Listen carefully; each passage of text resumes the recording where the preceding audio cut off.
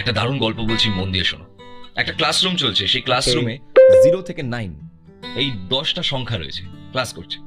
হঠাৎ করে 9 8কে একটা জোরে থাপ্পড় মারলো। 8 জিজ্ঞাসা করলো যে আমাকে থাপ্পড় মারলে কেন? 9 বললো আমি বড় তাই তোকে থাপ্পড় মেরেছি, আমার অধিকার আছে তোকে থাপ্পড় মারার।